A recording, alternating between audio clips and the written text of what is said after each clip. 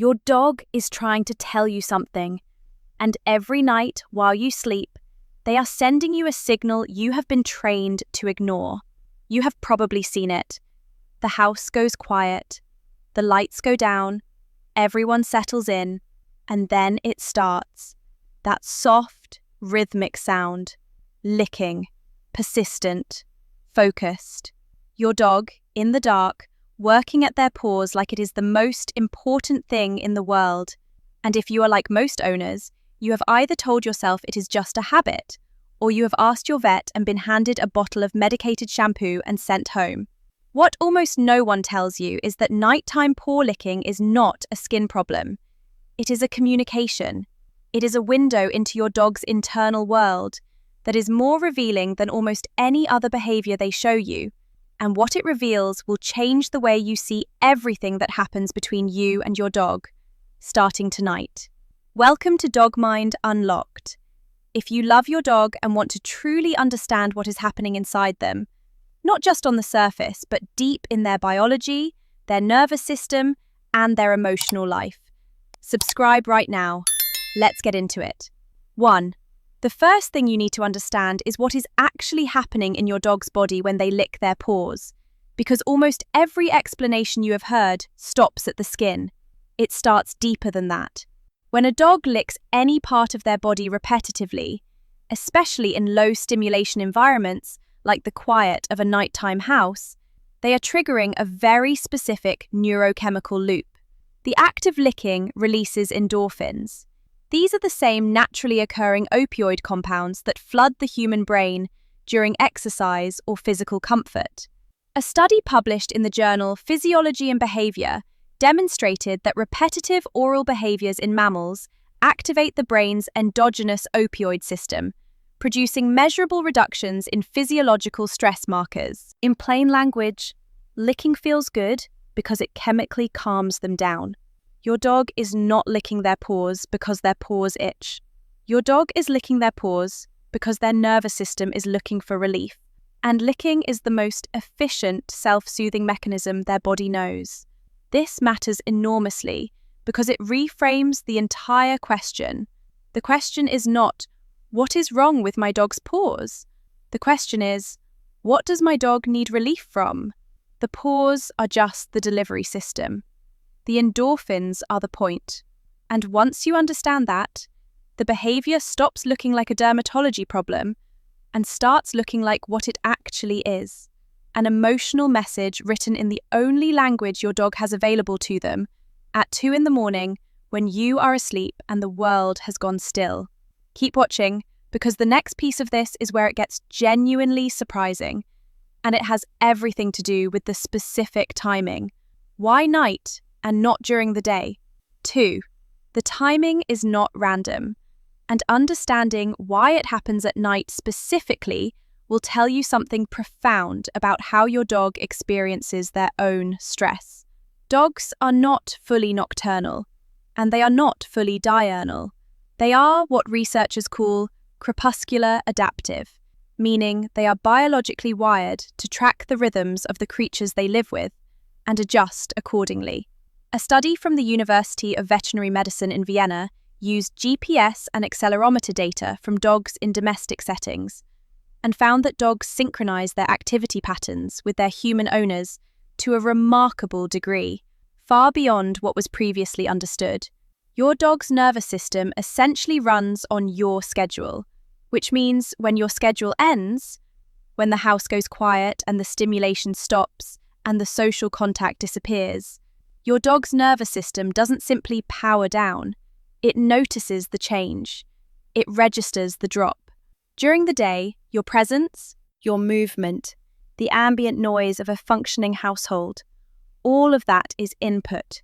It keeps your dog's nervous system oriented and occupied. But at night, that input disappears. And if your dog carries any level of underlying anxiety, which, according to research published in scientific reports analysing over 13,700 dogs, affects more than 72% of the domestic dog population to some measurable degree, that disappearance of input creates a gap. The nervous system, looking for something to do, looking for a way to regulate, turns inward, and it finds the paws. This is why you hear it at night and not during dinner. During dinner, you are there.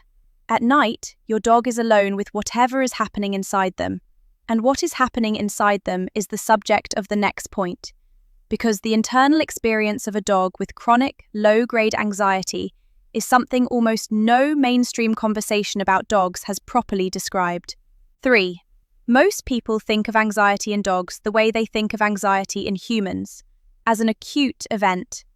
A thunderstorm, a car trip to the vet, a firework going off. Something happens, the dog is scared, and then it passes.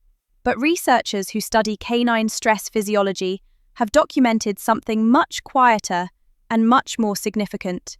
It is called chronic baseline anxiety, and it is the state that most dogs who lick their paws at night are living in. Chronic baseline anxiety does not look like fear.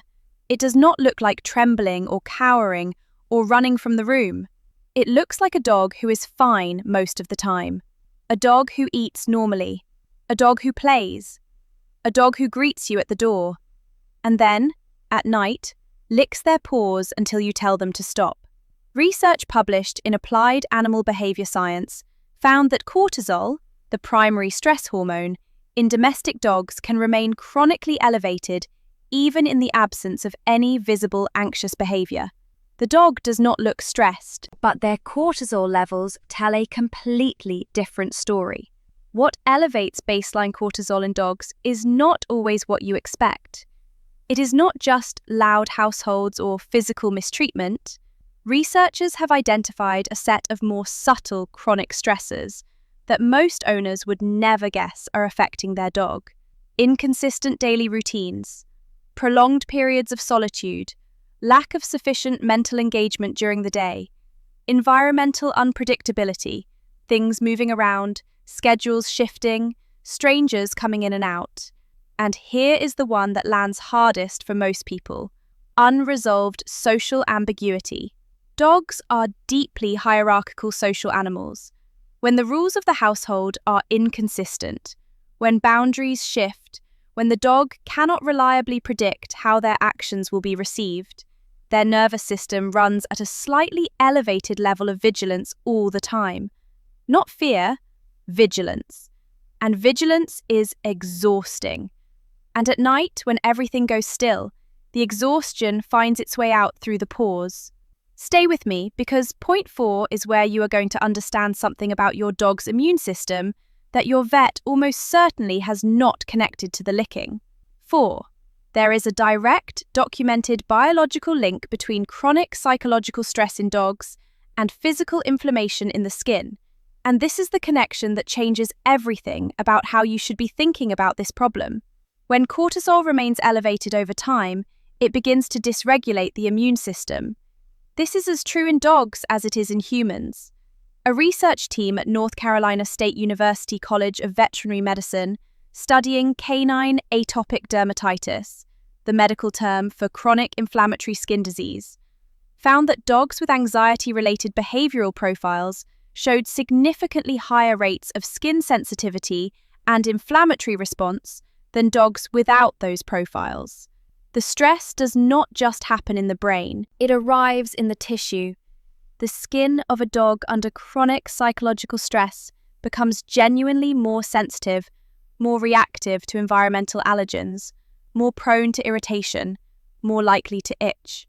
What this means is that when your vet looks at your dog's paws and sees redness, or saliva-stained fur, or the early signs of a yeast overgrowth, they are not wrong that those things are there.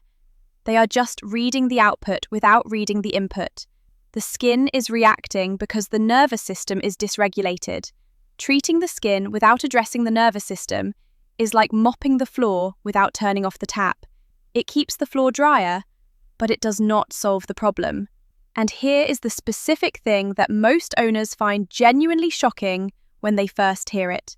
The licking itself, the behavior that started as self-soothing, eventually becomes a self-sustaining inflammatory loop. The saliva introduces bacteria. The bacteria irritate the skin. The irritated skin creates a genuine physical itch stimulus. Now, the licking that began as emotional regulation has created a real physical reason to lick.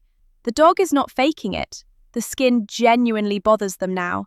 But the origin was never dermatological. The origin was psychological. And if you treat only what you can see, you will be managing this for years without ever solving it. What you will learn in the next point is what you can actually do about it. Not the cream, not the cone, but the thing that gets at the actual root. 5. Dogs are not designed to be bored.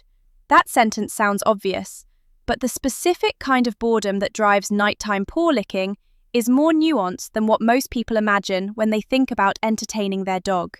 Research from Lund University in Sweden found that dogs who received less than 2 hours of active mental engagement per day, not just physical exercise, but cognitive stimulation involving problem-solving, sniffing work, and novel environmental input, showed significantly elevated stress hormones by the end of the day compared to dogs who received that engagement. Physical walks, even long ones, were not sufficient substitutes. The dog's brain needs to work. The dog's nose, which contains approximately 300 million olfactory receptors, compared to the 6 million in the human nose, is the primary instrument through which dogs process and make sense of the world. When that instrument is not used adequately throughout the day, the dog arrives at nighttime with what researchers informally describe as a full cognitive buffer, an aroused, under-processed nervous system that has nowhere to discharge. What this means for your dog right now, tonight, is this: the sniff work you skip in the morning, the mental game you did not have time for, the 10 minutes of nose work or scatter feeding or puzzle solving that would have seemed trivially small in the moment. That missing input is sitting in your dog's nervous system when the house goes quiet. And the paws are how it comes out. The intervention is not complicated. It is not expensive. It is genuinely about giving your dog's brain permission to do what it evolved to do: process, problem solve, and explore. 20 minutes of structured sniff work, which can be as simple as hiding treats in a garden or using a snuffle mat, has been shown in multiple behavioral studies to produce post-activity cortisol drops comparable to much longer periods of physical exercise. The dog is not tired in the same way. They are resolved. There is a difference between a dog who is physically exhausted and a dog whose nervous system has finished processing the day. The paw licking happens in one of those dogs. It does not happen in the other. And this brings us to the final point, the one that is about neither the paws, nor the cortisol, nor the endorphins, but about something between you and your dog that this behavior, more than almost any other, has the power to reveal. 6. Here is the truth that changes things. Nighttime is when your dog is most honest with you. During the day, they are responsive to your cues, your energy, your expectations. They perform, not deceptively, but adaptively, because that is what it means to be a domesticated animal living inside a human family. They read you, they adjust, they mirror. But at night, in the quiet, when the performance is no longer required, the nervous system tells the truth. What your dog does in the dark, alone, is what your dog actually carries. A study published in the journal PLOS One by researchers at Eötvös-Loránd University in Budapest examined the attachment bonds between dogs and their owners using behavioral paradigms adapted from human-infant attachment research.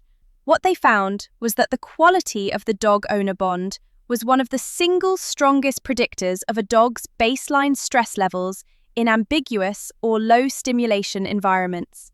Dogs who had what researchers classified as a secure attachment to their owner, characterized by consistent responsiveness, predictable routine, and regular positive interaction, showed measurably lower stress responses when left alone or when environmental stimulation dropped. Dogs with insecure attachment profiles, even in otherwise comfortable, well-fed, well-exercised households, showed elevated stress markers under exactly those conditions.